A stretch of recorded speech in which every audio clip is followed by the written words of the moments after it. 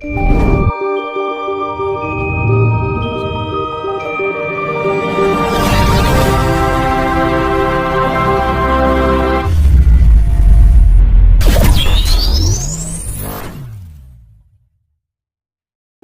kasunyatan, makanya kan sedini mungkin ayolah kita itu nggak bisa hidup sendiri. Makanya ada orang yang merasa ditugaskan, merasa kuasa, emang dia bisa bekerja sendiri? Nggak bisa. Bullshit namanya. Kita tuh suatu kesamaan, saling cukupi, saling melengkapi kok. Iya. Kan gitu. Jangan merasa kita hebat lah, ibaratnya gitu. Ada banyak, ini nanti banyak timbul orang yang merasa ditugaskan, akhirnya timbul jumawa. Saya punya kunci ini, kunci amanah ini. Itu pasti terjadi. Tanpa saya nanti dunia ini tidak akan damai. Ada yang nanti tahun depan ini banyak bermunculan seperti itu. Keakuan gitu ya. Jumawa. Loh, akhirnya lari dari konsep adil. Benar. Jeneng adil orang beda ke, entah itu tinggi, atas, bawah, kanan, kiri, depan, belakang, orang gagas. Ya memang titik tengah ya. Jenenge pamomongnya kan kudu keadilan itu yang namanya sifatnya pancer ya. Jadi tidak meninggikan diri, tidak merendahkan diri, tidak mengedepankan diri, tidak membelakangkan diri, tidak menganankan juga tidak mengirikan menurut. Balance itu ya. Nah, balance poros. Iya. Nah, ini berkaitan dengan Keraton Solo. Seperti apa itu, Mas? Keraton Solo apa? Julukannya apa, Mas? Keraton Solo.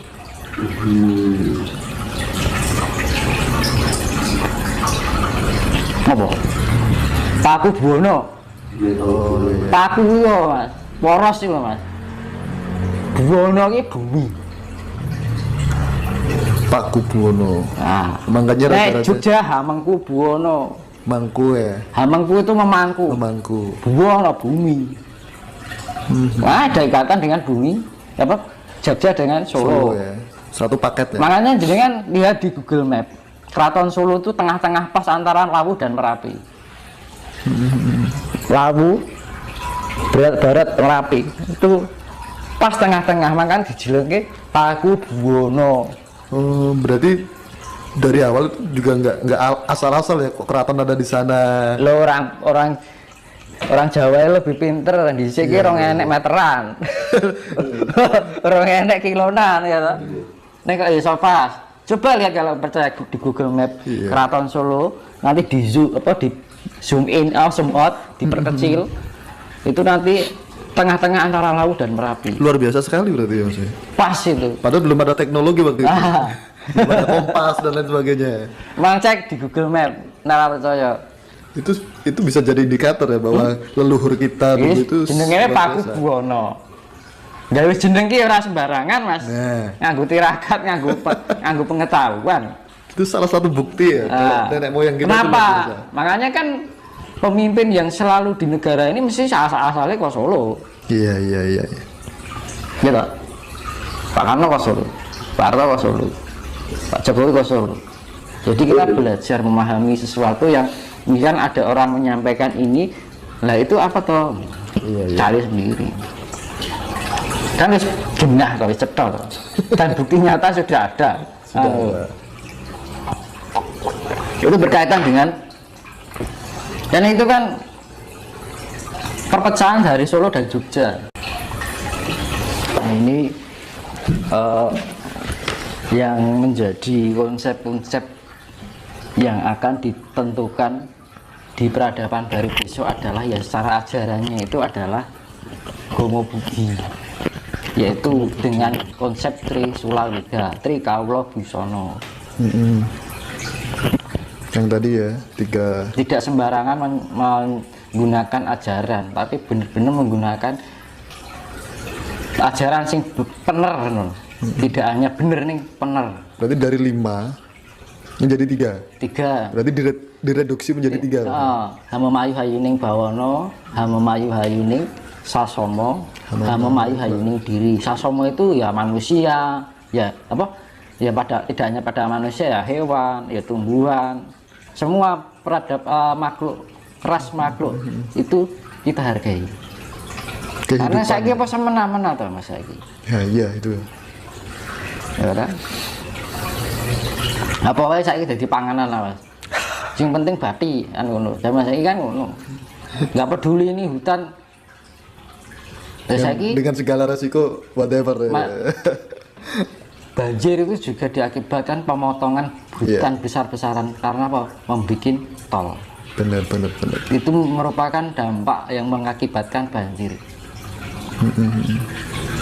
Hanya untuk satu kepentingan. Infrastruktur. Jadi yang enak ke. Tapi ya itu tadi resiko nih. Seharusnya ketika kita memotong itu bukan dipotong tapi dipindah, beda lagi. Nah itu yang benar sebenarnya. Ini mindahnya piye kangelan tuh ya. Akhirnya merusak alam tuh. Biasanya gawe tol. Berapa pohonnya dipotong? Ribuan, Mas. Kayunya dijual buat siapa? Ya kepentingan mereka. Kepentingan. Iya tak? Iya.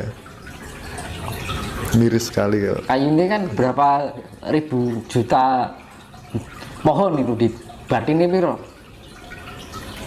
Iya tak? Pantas ya. Pantas orang alam. pada sekarang pada cari untungan. Iya. Gitu. Pantas alam murka setelah kejadian. Sing murka lak menungsone, alam hanya berefleksi. Merefleksikan apa yang menjadi kemurkaan manusia itu sendiri. Hukum sebab akibat tadi.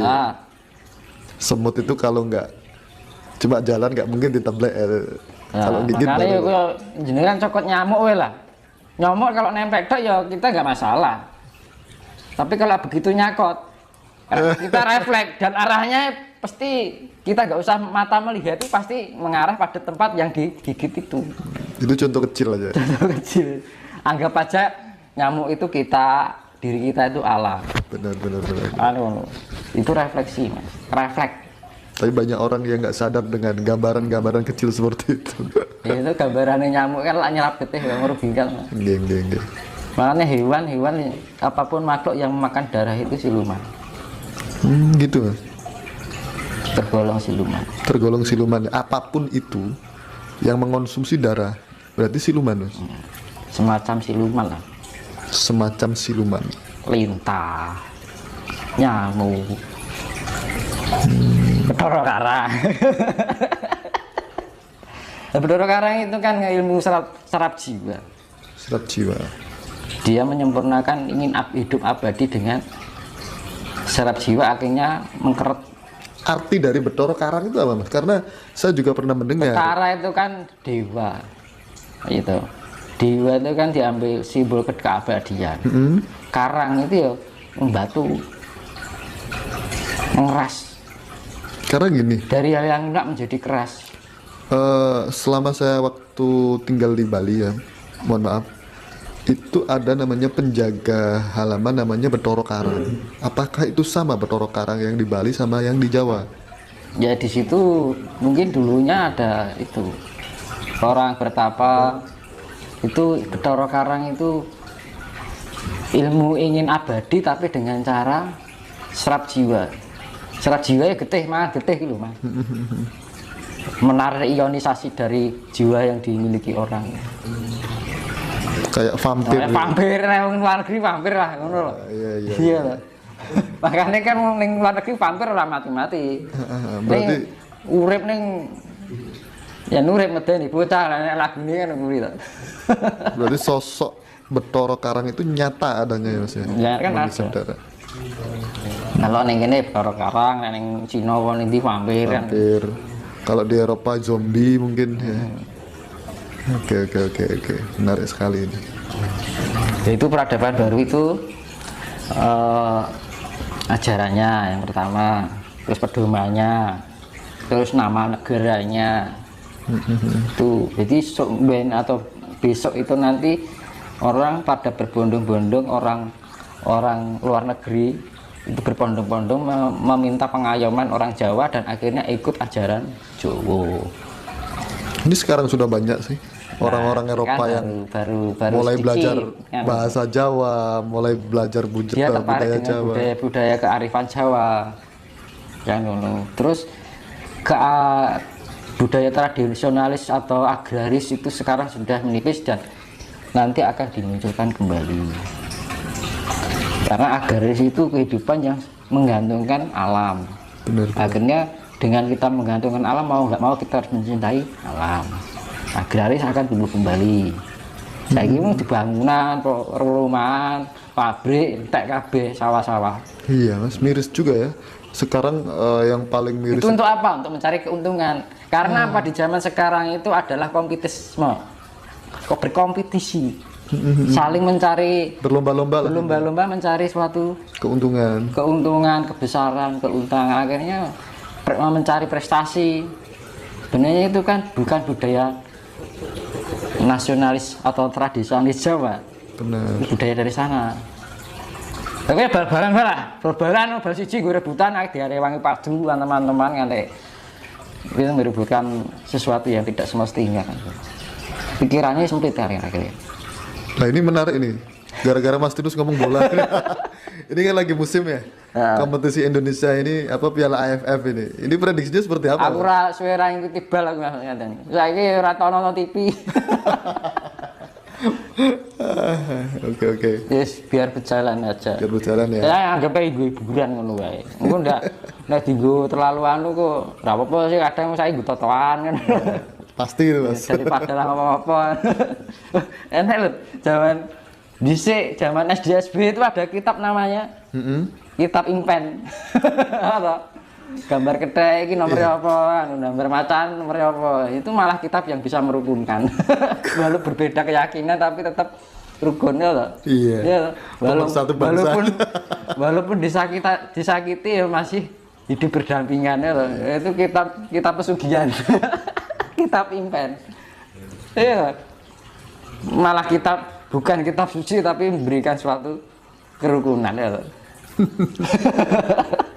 Wong Jawa iki terjane budaya wong Cina. Betul. Ya budaya-budaya entah itu Cina Jawa itu sebenarnya dulu mendamaikan kok. Karena termasuk konsep-konsep sekarang yang dibikin itu akhirnya menipisnya ekologi. Jadi itu yang ya satu tadi perubahan di peradaban baru adalah nama negara Nusantara, pedoman Trisula Weda ajarannya. Prediksian dari sila kelima tadi ya. Budi pekerti kan gitu. Itu yang akan dikembalikan Jawa dan itu akan menjadi pedoman untuk seluruh dunia. Dan itu tidak lama lagi ya. Ya udah tandanya sudah ada. Makanya saya bilang sudah berproses. Nanti kalau sudah ada letupan atau lawu batuk yang siap-siap baik.